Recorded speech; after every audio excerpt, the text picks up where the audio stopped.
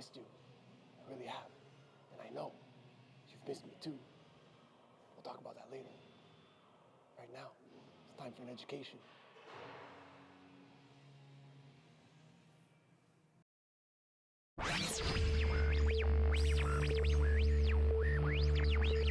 Citalfort. Today's education is about how to properly use a foam roller, which is one of these. I'll tell you what it's not for, beating your little brother with. We're going to show you guys how to use the foam roller on the lower body, and why this is so important is your muscles actually slide one on top of the other. The problem is, if they kind of get a little tacky or stuck, you lose mobility and range of motion.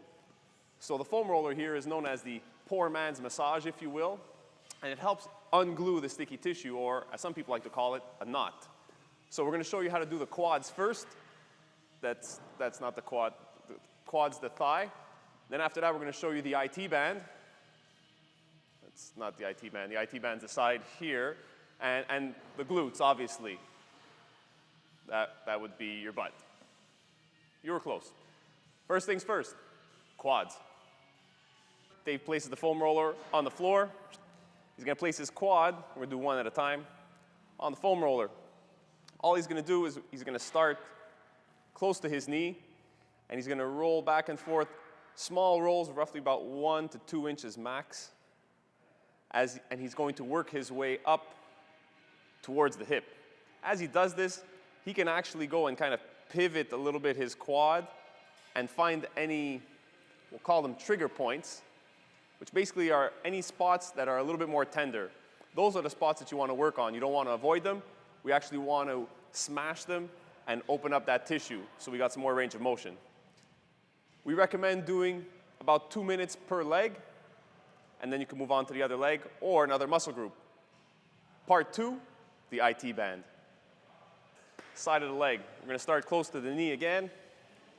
Dave's going to go on his forearm here. And he's going to roll, again, down the side of his thigh, slowly making his way up to the hip.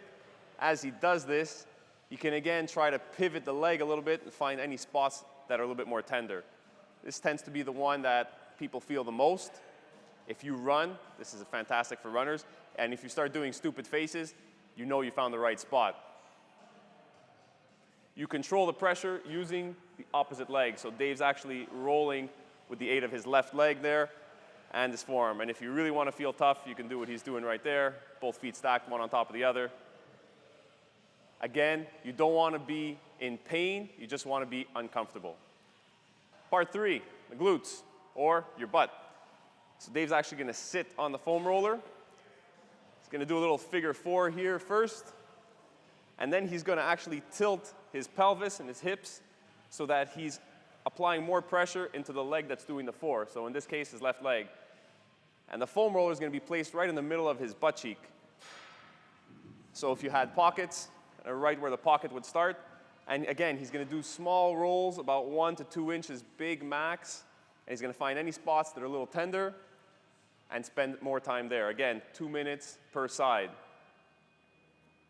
So our last pointers for you when using the foam roller is you want to make sure not to flex your muscle while you're on the foam roller. They got to stay loose. Also, this can be done before or after your workout. And ideally, you want to follow it up with a stretch. So that's pretty much all we have for the foam roller. What the f***, man? Citalfort.